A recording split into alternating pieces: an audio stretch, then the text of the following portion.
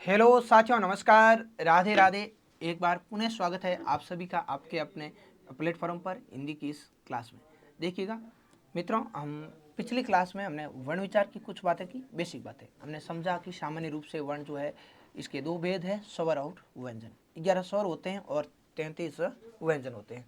साथियों, आज की क्लास में हम स्वर और स्वरों का कंप्लीट वर्गीकरण पढ़ने वाले हैं। इस क्लास के बाद में आपके स्वर से संबंधित किसी भी प्रकार का संशय नहीं रहेगा। तो कम्प्लीटली स्वर का वर्गीकरण और स्वर क्या है, ये सारी बातें इस क्लास में करने वाले हैं। आइएगा, हमारा टॉपिक है स्वर एवं स्वरों का वर्गीकरण। स्वर एवं स्वरों का वर्गीकरण यानी स्वर से संबंधित कंप्लीट बातें हम इस क्लास में करने वाले हैं। देखिए,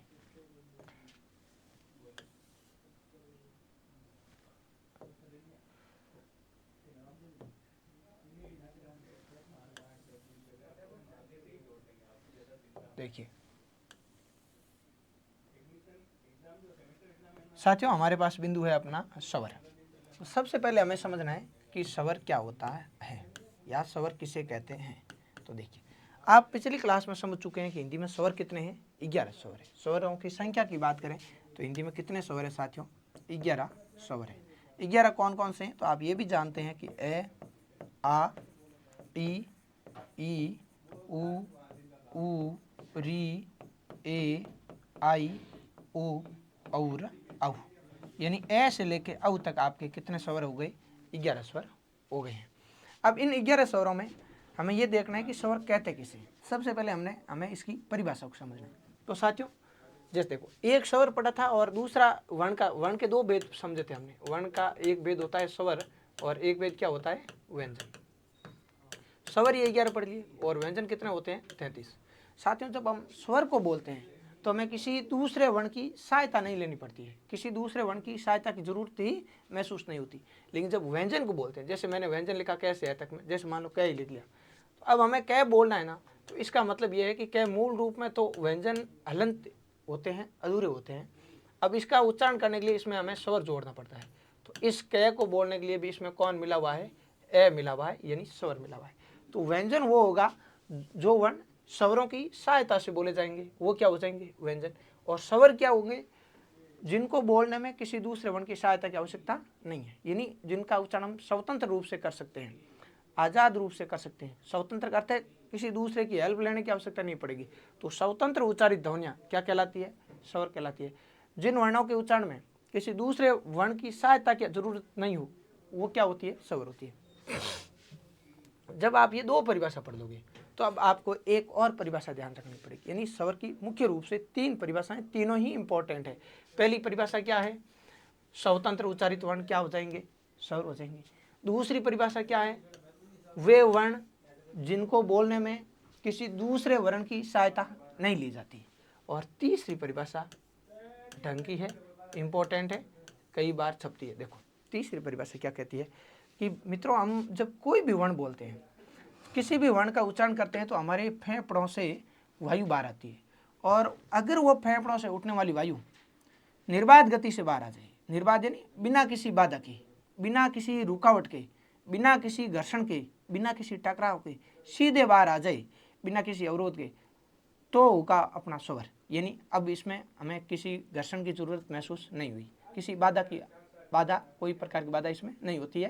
तो फेफड़ों से उठने वाली वायु अगर निर्बाध गति से बाहर आ जाए तो उसे क्या कहेंगे, स्वर। और अगर फेफड़ों से उठने वाली वायु, हमारा उच्चारण अवयव है मुख, तो मुख विवर के विभिन्न अवयवों से बाधित होकर बाहर निकले, यानी तालु है, कंठ है, यहाँ वहाँ कहीं भी बाधित होकर बाहर निकलती है, तो उसे क्या कहते हैं, व्यंजन। देखो, स्वर स्वतंत्र रूप से बोले जाते हैं तो फेफड़ों से उठने वाली वायु भी निर्बाध गति से मुख विवर से बाहर निकल जाती है। और व्यंजनों के उच्चारण में फेफड़ों से उठने वाली वायु बाधित होकर बाहर निकलती है। ये 3 परिभाषाएं देखिए। तो एक बार हम इन तीनों को नोट करेंगे।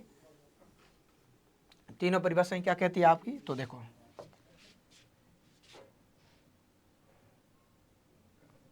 सबसे पहले हम पढ़ रहे हैं स्वर। देखिए साथियों, स्वर क्या होता है, तो स्वतंत्र उच्चारित ध्वनियां क्या कहलाती है, स्वर। ये संक्षेप और सदाबहार परिभाषा है। स्वतंत्र उच्चारित या स्वतंत्र उच्चारित ध्वनियां, स्वतंत्र उच्चारित ध्वनियां स्वर कहलाती है। क्या कहलाती है? स्वर कहलाती है। एक बात तो आपको ये ध्यान रखनी है, स्वतंत्र उच्चारित ध्वनियाँ क्या कहलाएगी साथियों? स्वर कहलाएगी। और दूसरी परिभाषा क्या कहती है कि जिन वर्णों के उच्चारण में हमें किसी अन्य वर्ण की सहायता नहीं लेनी पड़ती, किसी अन्य वर्ण की सहायता नहीं लेनी पड़ती, किसी अन्य वर्ण की सहायता नहीं लेनी पड़ती, उच्चारण में हमें किसी अन्य वर्ण की सहायता नहीं लेनी पड़ती, उसे क्या कहते हैं? उसे स्वर कहते हैं। और एक परिभाषा आपके स्वर की और हो जाएगी, और ये अंतिम और तीसरी परिभाषा है, इसका भी आपको बहुत अच्छे से लेके ध्यान रखना है साथियों। ये परिभाषा क्या कहती है कि जिन वर्णों के उच्चारण में, क्योंकि स्वर और व्यंजन दोनों ही किसके भेद है? वर्ण के। तो जिन वर्णों के उच्चारण में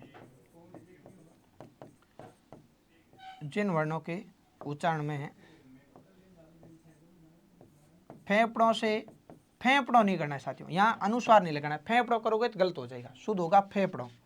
तो जिन वर्णों के उच्चारण में फेफड़ों से उठने वाली वायु निर्बाध गति से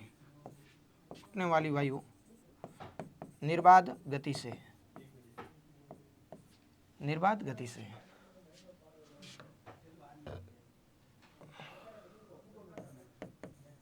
गति से यानी कि बिना किसी बाधा के, बिना अवरोध, इसी को आप कुछ गाइडों में पढ़ोगे बिना घर्षण के, कुछ गाइडें कहेगी नहीं भाई बिना टकराव के। सारी बातें एक ही है, चाहे बाधा कहो, चाहे अवरोध कहो, चाहे घर्षण कहो, चाहे टकराव कहो। तो साथियों, जिन वर्णों के उच्चारण में फेफड़ों से उठने वाली वायु निर्बाध गति से बाहर निकल जाती है, यानी बिना बाधा, अवरोध या बिना घर्षण, बिना टकराव के बाहर निकल जाती है, तो उसे क्या कहते हैं? स्वर। तो जिन वर्णों के उच्चारण में फेफड़ों से उठने वाली वायु निर्बाध गति से सीधे मुख विवर से बाहर निकल जाती है,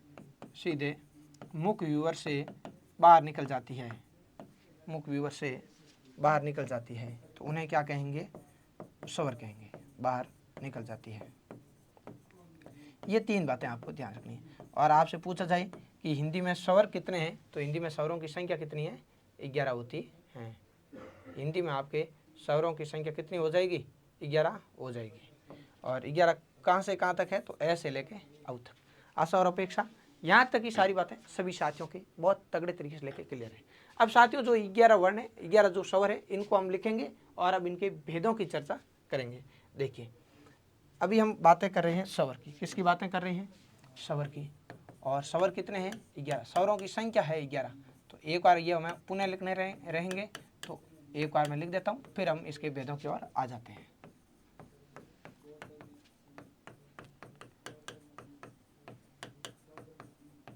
ये जो आपके 11 स्वर हैं, ये आपके जो 11 स्वर है, अब हमें इनका भेद समझना है, इनका वर्गीकरण पढ़ना है। तो देखिए, अब हमारा पॉइंट है स्वरों का वर्गीकरण, यानी स्वर के भेद, स्वर के प्रकार। और साथियों, मुख्य रूप से आपको पूछे स्वर के कितने भेद है, तो 2 भेद आते हैं। और वो भेद किस आधार पर आते हैं? तो आपके उच्चारण काल या मात्रा काल के आधार पर। ये मुख्य भेद है। इसको अपन उच्चारण काल का अर्थ है उच्चारण में, यानी बोलने में, काल का अर्थ है समय। बोलने में जो समय लगता है उस आधार पर उच्चारण काल कह सकते हैं, या इसे मात्रा के आधार पर भी कह सकते हैं। मात्रा के आधार पर, मात्रा भी उच्चारण में लगने वाले समय का द्योतक होती है। तो आपको ध्यान रखना है उच्चारण काल या मात्रा के आधार पर। देखिए, उच्चारण काल या मात्रा के आधार पर, और उच्चारण काल या मात्रा के आधार पर साथियों स्वर के मुख्य रूप से कितने भेद हैं? 2 भेद हैं। 2 भेद कौन से हैं? तो आपको बहुत अच्छे से लेके अपना इस मैटर को प्रिपेयर रखना है कि सर एक भेद तो है ह्रस्व स्वर, ए के अंदर रे है, तो ह्रस्व स्वर। और एक आपके आ जाता है दूसरा भेद दीर्घ स्वर। कौन सा स्वर आ जाता है? दीर्घ स्वर। साथियों, अब आपको क्या करना है, ये भेद है हमारा उच्चारण काल के आधार पर, यानी बोलने में लगने वाले समय। अब बोलने में ह्रस्व का अर्थ है कम, कम को अपन क्या बोल देते हैं? लघु। और ह्रस्व का विलोम दीर्घ है, तो लघु का विलोम क्या आ जाएगा? गुरु। अब देखिए, ये कह रहा है कि अश्व स्वर वो है जिनके बोलने में कम समय लगता है, और दीर्घ स्वर वो है जिनको बोलने में अश्व से लगभग दुगुना समय लगता है। यानी अपेक्षाकृत तुलनात्मक रूप से देखें तो इसमें दुगुना समय यानी ज़्यादा समय लगेगा, और अश्व में अपेक्षाकृत यानी दीर्घ की अपेक्षा कम समय लगेगा। अश्व का अर्थ है छोटा, अश्व छोटा लघु, और दीर्घ गुरु का अर्थ है बड़ा, इसमें समय ज़्यादा लगेगा। बोलने के आधार पर, समय के आधार पर ये वर्गीकरण है, और मुख्य वर्गीकरण यही है। सीधे कोई आधार नहीं दे और आपसे पूछे कि स्वर के कितने भेद हैं, तो यही दो आपको मानने हैं, अश्व और दीर्घ। साथियों, अब समय की बात करें तो कुछ विद्वान कहते हैं कि अश्व स्वर में एक मात्रा का समय लगता है। कितनी मात्रा का समय लगता है? एक मात्रा का समय लगता है, इसलिए अपन अश्व को एक मात्रिक स्वर भी कह देते हैं। कौन से स्वर कह देते हैं? एक मात्रिक स्वर। और अश्व से दुगुना समय किसमें लगता है? आपके दीर्घ में, इसलिए इसे दीर्घ को क्या कह देते हैं? एक की जगह कितनी मात्रा का समय? द्विमात्रिक स्वर, यानी इनमें दो मात्रा का समय लगता है। ये बातें आपको बहुत अच्छे से लेके ध्यान रखनी है साथियों। यानी ये तो आपके हो जाएगा अश्व या लघु या एक मात्रिक स्वर, और ये आपके हो जाएगा दीर्घ गुरु या द्विमात्रिक स्वर। ये दो भेद है अपने स्वर के। तो अश्व की अपने एक परिभाषा नोट कर लेते हैं कि बोलने में कम समय लगेगा। अपेक्षाकृत आपके कितना समय लगेगा? कम। तो बोलने में अपेक्षाकृत यानी किसकी अपेक्षा?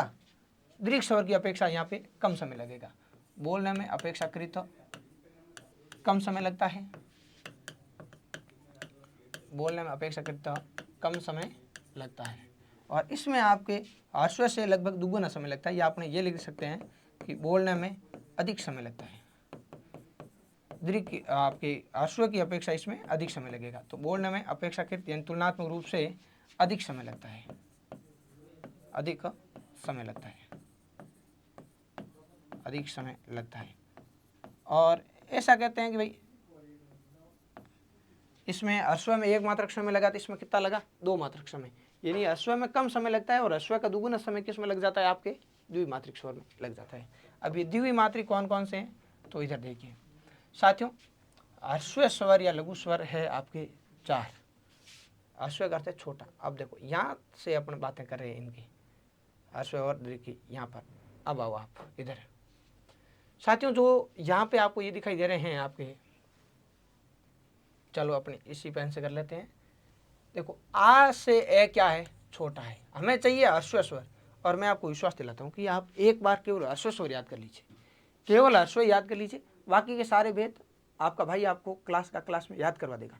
अश्व आपको याद करना है, इसमें मैं आपकी एक हेल्प करता हूँ। देखो आ से ए क्या है? छोटा है, मतलब अश्व है। तो एक तो ए आपके हो गया अश्व। अब ए के बाद में जब आप आगे चलते हो तो देखो इसको अपन बोलते भी हैं स्कूल में, जब आपने बचपन में पढ़ा है तो छोटी ईर बड़ी ई, तो ये कैसी ई है? छोटी ई यानी अश्व ई है। ठीक है।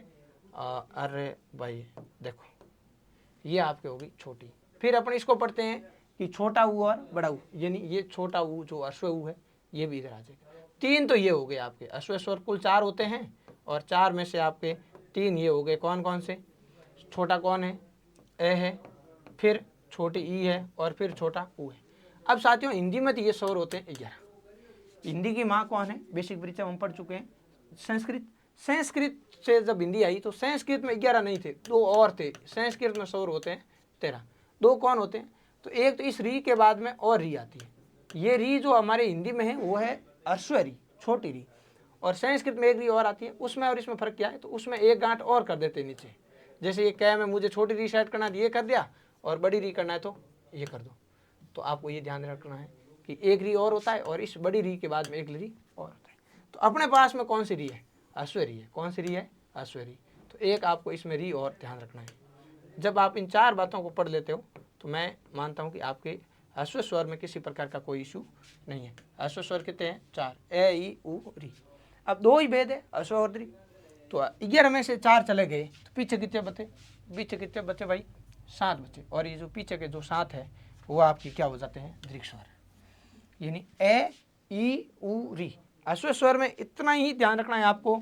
आगे ऐसे नहीं करना है सर ये छोटा है वो छोटा है, इधर छोटा कुछ भी नहीं है, सब बड़े ही हैं, ये आपको मानना है। ठीक है। तो ए आई ओ ये सब बड़े में आएंगे। ये 4 अश्व स्वर है, छोटे हैं। बाकी कौन बच गए? तो सर बाकी हमारे पास बच गए 7। कितने बच गए भाई? 7। 11 में 4 गए, पीछे कितने बचे? 7। 7 कौन है? पहले आ लिखो, फिर बड़ी ई, फिर बड़ा ऊ। तो आ, बड़ी ई, फिर बड़ा ओ। इसके बाद जो पीछे बच के 4 ये लिख दो कंटिन्यू, ए, आई, ओ और औ। ये 7 आपके क्या होते हैं मित्रों, दीर्घ स्वर होते हैं, यानी गुरु या द्विमात्रिक स्वर होते हैं। मैं मानता हूँ मेरे सभी दोस्तों की ये बातें क्लियर है।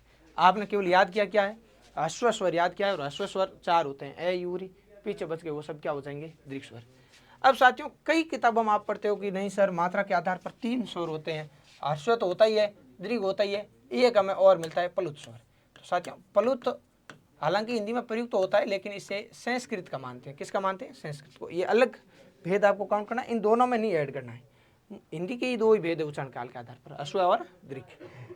फिर जब हम प्लुत की बात करते हैं तो ये संस्कृत में प्रयोग लिया जाता है। संस्कृत में मंत्र आदि के उच्चारण में इसका प्रयोग होता है। संस्कृत में मंत्र आदि के उच्चारण में इसका प्रयोग होता है। संस्कृत में मंत्र आदि के उच्चारण में इसका प्रयोग होगा। मंत्र आदि के उच्चारण में इसका प्रयोग होता है, ठीक है। मंत्र आदि के उच्चारण में इसका प्रयोग होता है। और फिर हम देखें, जैसे आपको मैं बात करूं तो जैसे अब इसमें एक बात ये ध्यान रखनी है कि ह्रस्व में तो 1 मात्रा का समय लग रहा था, ह्रस्व में 1 मात्रा का समय लग रहा था, दीर्घ में 2 मात्रा का समय लग रहा था। इधर देखो ये आपके 1 मात्रा का समय, और इधर ह्रस्व से दुगुना 2 मात्रा का समय।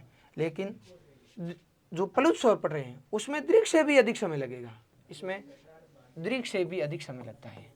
दीर्घ स्वरों के उच्चारण से भी अधिक समय लगता है, दीर्घ से भी अधिक समय लगता है, अधिक समय लगता है। यानी ह्रस्व में 1 मात्रा का समय था, दीर्घ में 2 मात्रा का समय था, लेकिन इसमें और अधिक समय लगेगा। इसलिए साथियों इसे कहते हैं त्रिमात्रिक स्वर। कौन सा स्वर कहते हैं, त्रिमात्रिक स्वर। यानी इसमें 3 मात्रा का समय लगता है। कितनी मात्रा का समय लगता है, 3। सर इसका कोई एक आधा उदाहरण बता दो तो मजा आ जाए। तो इसमें एक घिसा पिटा उदाहरण पूछा जाता है, ओम। ये कहते हैं कि जब आप ओम बोलते हो तो इतने समय में आप ओ को 3 बार बोल देते हैं, ओ 3 बार बोलते हैं, उतना ये समय अकेला ये वाला ओम खा जाएगा, ओम। सर ये जो बीच में 3 है ये किसका प्रतीक है, तो जो ये 3 है यही आपके प्लुत का प्रतीक चिन्ह 3। और एक कई बार आपको ये एस टाइप का चिन्ह देखा होगा आपने, जैसे किसी दूर खड़े व्यक्ति को बुलाना है तो किसी दूर खड़े व्यक्ति को पुकारने में भी इसका प्रयोग कर लिया जाता है। दूर खड़े व्यक्ति को, किसी दूर खड़े व्यक्ति को पुकारने में भी इसका प्रयोग होता है। दूर खड़े व्यक्ति को पुकारने में, दूर खड़े व्यक्ति को पुकारने में भी इसका क्या किया जाता है, प्रयोग किया जाता है। देखो दूर खड़े व्यक्ति को कैसे, तो जैसे ये एस वाला चिन्ह आ जाएगा। जैसे राम आपके पास में है, राम आपके पास में तो आप क्या बोलोगे, भाई राम देख किधर, राम बोल जा। लेकिन राम दूर है तो आप क्या बोलोगे, राम। तो जो ये आप बीच में ये एस टाइप का कर रहे हो ना, यही तो आपके प्लुत है। माँ आपके पास में, या मान लो राधा आपके पास में तो बोल दिया राधा, राधा दूर है तो राधा। जो ये पीछे हम लंबा साउंड कह रहे हैं ये आपके किस में काउंट होता है, प्लुत में। सोन आपके पास में तो आपने बोल दिया सोन, सोन दूर है तो सोन। ये बड़ी बात है, ये किसी दूर खड़े व्यक्ति को बुलाने के लिए इनका प्रयोग हो जाता है। तो इस प्रकार से लेकर आपको ये बातें ध्यान रखनी है। मुख्य रूप से एक बार ये प्रश्न पूछा गया है एग्जाम में कि प्लुत स्वर कौन सा है या ओम कौन सा स्वर है, तो आपको ध्यान रखना है जो ये अपना ओम है ये आपके प्लुत स्वर में आ जाता है। किस में आ जाता है, प्लुत स्वर। बाकी हिंदी में प्लुत स्वर के प्रश्न नहीं पूछे जाते हैं, ये आपको अच्छे से लेके क्लियर रखना है। तो देखो अभी तक हमने ये एक भेद पढ़ा है स्वर का, और वो भेद पढ़ा है उच्चारण काल के आधार पर, यानी मात्रा के आधार पर। किसके आधार पर पढ़ा है भाई, मात्रा के आधार पर, ठीक है। और अब मात्रा के आगे हम चलते हैं, स्वरों का भेद पढ़ रहे हैं। और अगला वर्गीकरण आता है साथियों आपके जीवा की क्रियाशीलता के आधार पर। किसके आधार पर, जीवा की सक्रियता कह सकते हैं या जीवा की क्रियाशीलता कह सकते हैं। जीवा यानी जीव, तो जीव की क्रियाशीलता के आधार पर स्वरों के भेद। ये मैं अपने आप याद करवा दूंगा, आपको ज़्यादा हेडेक लेना ही नहीं है इधर, ठीक है। आपको केवल क्या याद रखना है, ह्रस्व स्वर सर 4 है। ह्रस्व स्वर कितने हैं, 4। ह्रस्व स्वर 4 है, ए ई ऊरी, ए ई ऊरी। पीछे बच गए वो दीर्घ स्वर। प्लुत स्वर ओम एक याद रख लो, नाका लग जाएगा। अब है जीवा की क्रियाशीलता के आधार पर, यानी जीव की सक्रियता के आधार पर स्वरों के कितने भेद हैं।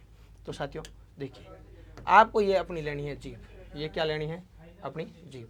अब जीव को आपको 3 भागों में बांटना है। कितने भागों में बांटना है? 3 भागों में बांटना है, ठीक है। अब जब आप जीव को 3 भागों में बांटते हो तो ये हिस्सा आपके कंठ के पास वाला हो गया। कंठ कहाँ है? पीछे। तो ये आपके जीव का पीछे वाला भाग हो गया। ये जीव का एक बीच का भाग हो गया और ये जीव का आगे वाला भाग हो गया इधर दांतों के पास वाला, ठीक है। अब आपके पास स्वर है 11। कितने स्वर है? 11। अब इन 11 स्वरों को इन 3 भागों में बांटना है। ये जीव के पीछे का भाग है, इसलिए साथियों इसको कहेंगे पश्च स्वर। कौन से स्वर कहेंगे? पश्च। बीच वाले को क्या कहेंगे? मध्य स्वर। और आगे वाले को क्या कहेंगे? अग्र स्वर। इनकी मैं आपको एक तगड़ी ट्रिक से लेके याद करवा दूंगा, लेकिन एक बार आपको समझ के देखना है। देखो, जब हम स्वर को बोलें और हमारी जीभ पीछे से ज़्यादा एक्टिव हो, यानी जीभ खुद को पीछे हो धकेल रही हो, आगे से मुड़ के पीछे जा रही हो, मतलब वो पश्च स्वर है।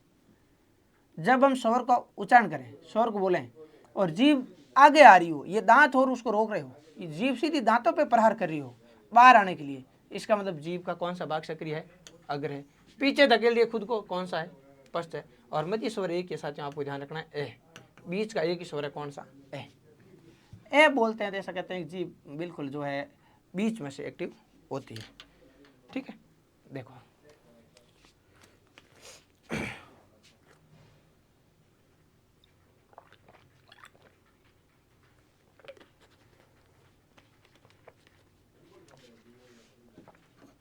और अब हमें क्या करना है आगे। तो देखो, ए तो आ गए मध्य स्वर। ए के बाद में आप बोलो आ। आप एक बार जब तक बोलोगे नहीं तो ये चीज़ें सीखोगे नहीं। कंपटीशन में मित्रों अगर सफलता पानी है तो आपको पहले शर्म का त्याग करना पड़ेगा। कहा जाता है कि जो करेगा शर्म उसके फूटे कर्म। तो कंपटीशन निश्चिंत होकर बोलिए, आनंद के साथ चीज़ें सीख जाओगे तुरंत ही। देखो, बोलो आ आ आ। इसका मतलब जीभ का कौन सा भाग एक्टिव है? पीछे। आपके कंठ में बहुत अच्छे से लेके वाइब्रेट हो रही है। तो देखो आ, ए आ हो गया। फिर बोलो ई। ई, जीभ आगे दांतों पे टच करिए। अगर ये दांत नहीं हो तो जीभ कोशिश करके बाहर भी आ सकती है। तो बोलोगे आप ई, यानी जीभ का कौन सा भाग एक्टिव है? अग्र भाग। फिर बोलो ऊ, यानी जीभ का कौन सा भाग है? बिल्कुल कंठ में वाइब्रेट हो रही है, पीछे का भाग सक्रिय है। फिर री में तो वैसे लास्ट में ई आ रहा है, तो री, जीभ दांतों पे टच करिए, आगे का भाग सक्रिय। फिर बोलो ए आई। ए बोलते हो, इसका मतलब जीभ आगे दांतों पे टच कर रही है, अगला भाग सक्रिय है। साथियों, जब आप बोलो ओ आऊ, कंठ में आपके वाइब्रेट हो रही है, इसका मतलब ओ और आऊ कौन सा भाग होगा? जीवा का पश्च भाग। साथियों, बस ये स्वर है और ये स्वरों का वर्गीकरण है जीभ के आधार पर। मध्य स्वर एक ही है, कौन सा? ए। और बाकी सर आगे वाले ई री ए आई, ये बोल के देखोगे तो जीभ आपके दांतों पे टच करेगी। और बाकी इनको आप बोलोगे तो जीभ पीछे की ओर खुद को जो है ले जाने की कोशिश करेगी और यहाँ पीछे के हिस्से में उसके ज़्यादा जो है सक्रिय रहेगा, क्रियाशील रहेगा। देखो, बोलो आ ऊ ओ औ। अगर आप खुद बोल के ये देखते हो तो 100% मैं मानता हूँ कि ये चीज़ें आपके क्लियर है। फिर भी अब परीक्षा में क्या होता है कि कई बार हमें पता ही नहीं चलता है कि कहाँ कहाँ वाइब्रेट हो रही है। तो उसके लिए मैं आपके लिए एक तगड़ी सी ट्रिक लेके आया हूँ इन तीनों की, अग्र स्वर, मध्य स्वर और पश्च स्वर। तो एक बार मैं इनको हटा के सीधे व्यवस्थित रूप से अपने इनको लिखेंगे। आओ इधर। पहला भाग है इसका, जो इसमें जीवा की क्रियाशीलता के आधार पर आपके स्वरों के कितने भेद हो गए? 3। पहला कौन सा है? अग्र स्वर। अग्र स्वर। साथियों, अग्र स्वर की बात करें तो अग्र स्वर का तात्पर्य है कि जीवा का अगला हिस्सा सक्रिय रहेगा। अग्र स्वर कौन से हैं? तो अग्र स्वर आपने पढ़ा कि सर एक तो है ई, एक है ई, एक है री, एक है ए और एक है आई, ठीक है। फिर आपके आते हैं मध्य स्वर। दूसरा भाग कौन सा है? मध्य स्वर। मध्य स्वर सर एक ही था, हमें अच्छे से लेके याद है तो बिल्कुल बताओ एक कौन सा था? तो मध्य स्वर एक ही था, कौन सा? ए। और फिर साथियों आपके तीसरा आ जाता है भाग और वो है पश्च स्वर। कौन सा स्वर है? पश्च। जीव को आपने 3 भागों में बांटा, पीछे का हिस्सा पश्च स्वर, बीच वाला मध्य और आगे वाला अग्र। पश्च स्वर कौन कौन से थे? तो सर हम बहुत अच्छे से लेके जानते हैं कि आ था, फिर ऊ था, फिर आपके ओ था और फिर क्या था? औ था। अब देखो 11 स्वर हुए कि नहीं हुए, ए आ ई उ री ए आई ओ आ, ये 11 स्वर हो गए और ये 11 स्वरों का क्या हो गया वर्गीकरण। लेकिन सर हमें याद हो जाए हमेशा के लिए, ऐसा कोई जुगाड़ है तो बता दो। तो देखो ऐसा एक बिल्कुल तगड़ा जुगाड़ है आपके लिए, स्पेशल फॉर आपके लिए ही है भाई। तो देखो याद ही करना है। अब ये ट्रिक मैं मेरे पास रख के तो क्या करूँगा, इसका आपको ही बतानी है। हर एक बात आपको बताई जाएगी जो एग्जाम ओरिएंटेड है। तो अब देखो हिंदी में कोई प्रकार की आपकी शंका नहीं रहेगी, ये मेरा प्रयास रहेगा। देखो अगर स्वर को याद रखने के लिए आपके पास एक ट्रिक है, अगर ये अगर ये जब आप पढ़ते हो तो आपको पता चल जाएगा कि अगर ये में अगर आ रहा है, इसका मतलब कौन से स्वर है, अगर स्वर है। अब अगर ये में अगर आ रहा है तो अगर स्वर है कौन से, तो देखो एक तो ये री आ रहा है। देखो अब देखो अगर तो अपने ऐसे लिखते हैं, अगर स्वर रह लिखते हैं, लेकिन जब अगर ये की ट्रिक बनाओ तो ये आपको बनाना है, समझ गए क्या बनाना है, री करना है।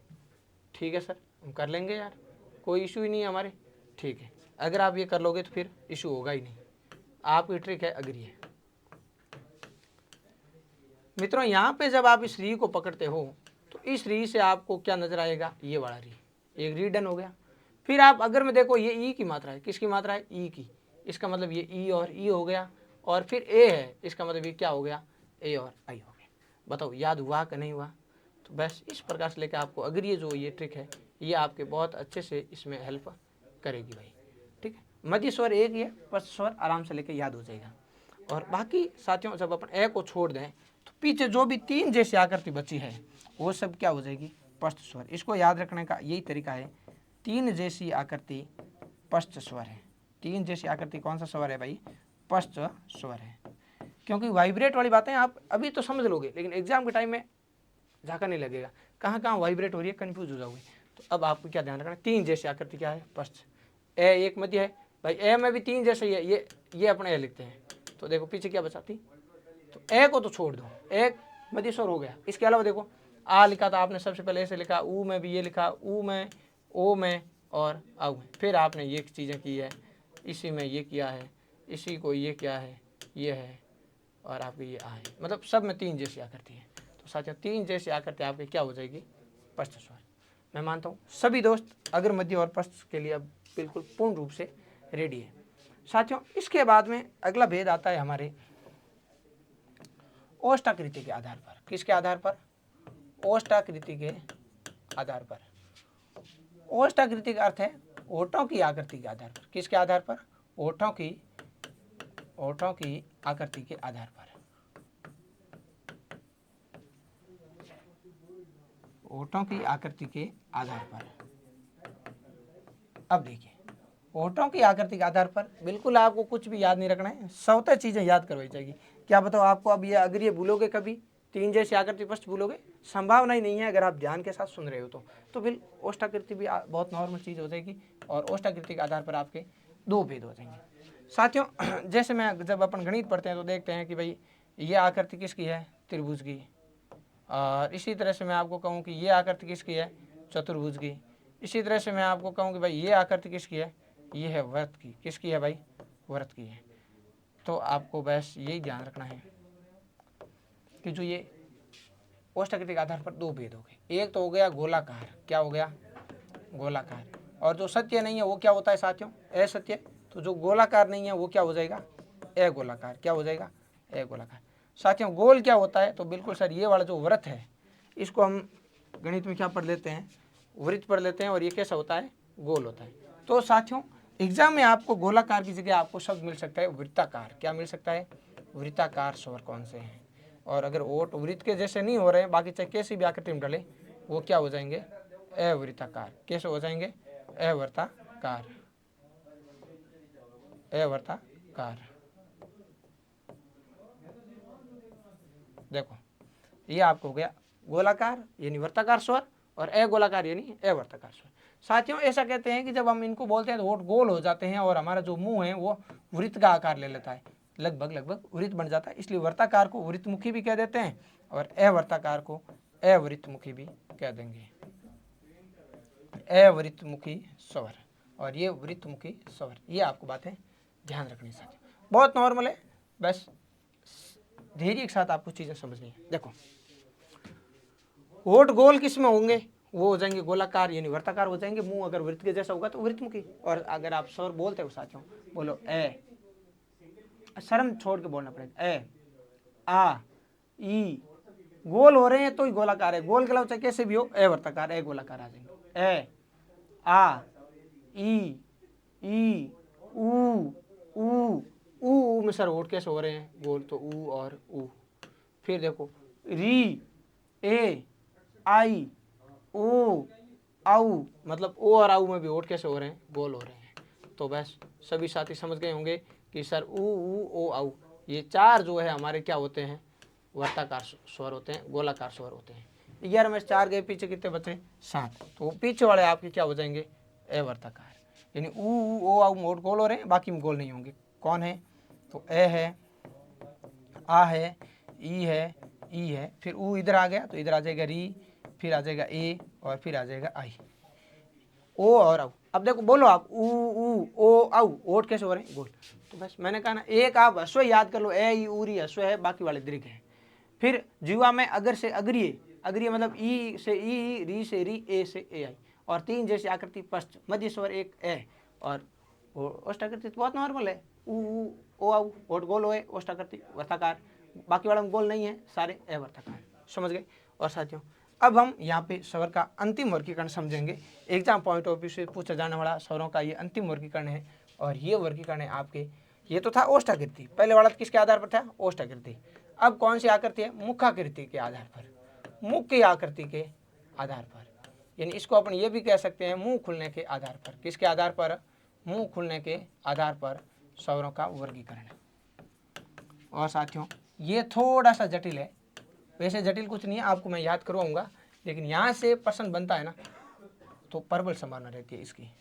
बाकी अगर मध्य प्रश्न वर्ण विचार में हर एक लाइन से प्रश्न बनेगा। तो देखो अब मुखाकृति के आधार पर यानी मुंह खुलने के आधार पर अपन स्वरों को पढ़ते हैं, तो इसके 4 भेद हैं। यहाँ पे आपको थोड़ा सा अपना ध्यान बिल्कुल भी डाइवर्ट नहीं करना है, बहुत फैक्चुअल चीज़ है और यहाँ से प्रश्न सीधा छपेगा। और देखिए तो आपके 4 भेद हैं। पहला भेद है संवृत स्वर। कौन सा भेद है, संवृत स्वर। दूसरा भेद है आपके अर्ध संवृत स्वर। अर्ध संवृत के बाद में आपके तीसरा भेद आता है विवृत स्वर, और विवृत के बाद में आपके चौथा भेद आता है अर्धविवृत स्वर। अर्धविवृत स्वर, ये आपके 4 भेद है। किसके आधार पर, मुंह खुलने के आधार पर। अर्धविवृत, विवृत, अर्धसंवृत और संवृत, सेम इसी सीक्वेंस में आपको ये याद रखना है। साथियों देखिए मुंह खुलने के आधार पर है ये भेद, किसके आधार पर है, मुखाकृति के आधार पर। ठीक है, अब यहाँ पे अगर आप समझोगे तो आप एक चीज़ नोट कर सकते हैं साथियों, संवृत का अर्थ होता है बंद। संवृत का अर्थ क्या होता है, बंद। और यहाँ से परीक्षा में सीधा प्रश्न आता है, कौन से स्वरों के उच्चारण में मुंह प्राय बंद रहता है, संवृत। वृत्त गोल है रे, संवृत, मुंह प्राय बंद रहेगा। अर्ध संवृत का अर्थ क्या हो जाएगा, आधा बंद। संवृत का अर्थ है बंद, और अर्ध संवृत का अर्थ क्या है मित्रों, आधा बंद। विवृत का अर्थ हो जाएगा वी यानी विस्तृत, यानी पूरा खुला। विवृत का अर्थ होता है खुला। यहां से भी प्रश्न पूछा गया है किन स्वरों, केवल परिभाषा से प्रश्न बनेगा। देखो कौन से स्वरों का उच्चारण मुंह प्राय बंद रहेगा, संवृत स्वर। अर्ध संवृत का अर्थ क्या है, आधा बंद। फिर परिभाषा बनती है किस स्वर के उच्चारण मुंह प्राय खुला रहता है, विवृत। विवृत का अर्थ क्या है, खुला। और अर्ध विवृत का अर्थ क्या हो जाएगा, क्या हो जाएगा, सोचो। संवृत यानी बंद, अर्ध संवृत आधा बंद, विवृत यानी खुला, अर्ध विवृत का क्या हो जाएगा, आधा खुला नहीं। फिर तो आधा खुला और आधा बंद में क्या रहेगा, आधा खुला नहीं होगा। इसका अर्थ ये होगा साथियों कि भाई विवृत में मुंह पूरा खुलता है, यानी मान लो आप कितना खुलता है, 100% खुलता है।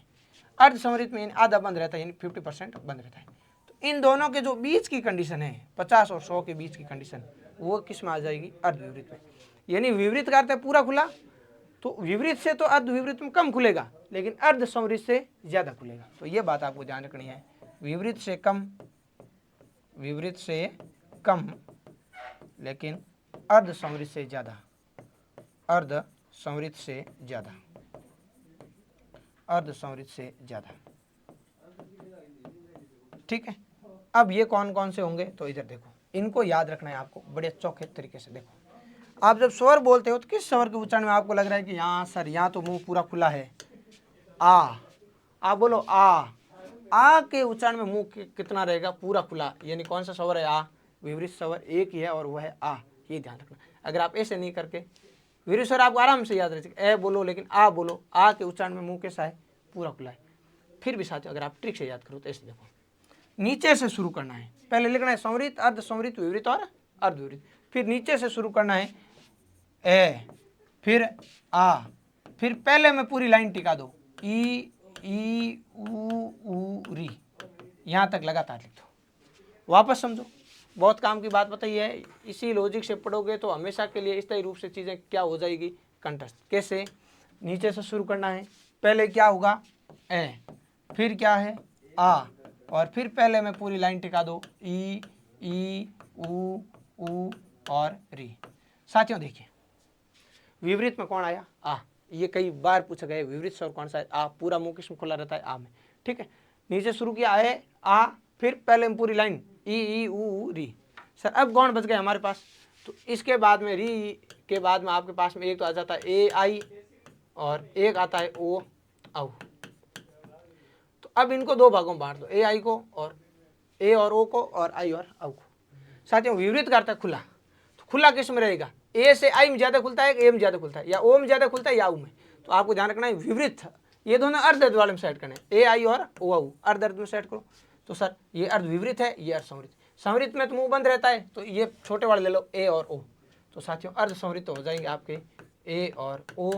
फिर अर्ध विपरीत में जो बच गए आपके आई और औ, ये यहाँ जाएंगे, आई और औ। मित्रों ये बहुत इंपॉर्टेंट फैक्ट है, एक बार पुनः समझ लेना, लेकिन इसको आज से मत जान देना। यहाँ से जब भी प्रश्न आता है तो कई बार विद्यार्थी सीधे बाहर हो जाते हैं। देखो नीचे से शुरू करना है, सबसे पहले क्या लिखेंगे? ए। क्या लिखेंगे अपन? ए के बाद में अगर आप कंटिन्यू ऊपर चलोगे तो क्या आ जाएगा? आ। फिर पहले में पूरी लाइन टिका दो, ई ऊ री। ठीक है, फिर सर हमारे पास बचा ए और आई, और क्या बचा? ओ और औ। इनको आधे आधे वाले में सेट करो।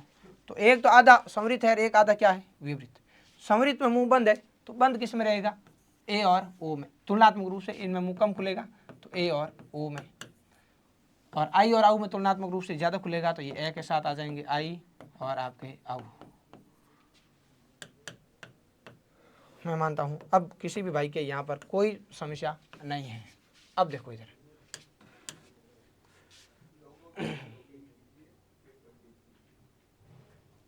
ठीक है, यहाँ पर स्वरों का अपना मुख्य वर्गीकरण कंप्लीट होता है। साथियों एक बार जितना पढ़ा है उतना अपन रिवीजन कर लेते हैं। देखो इधर,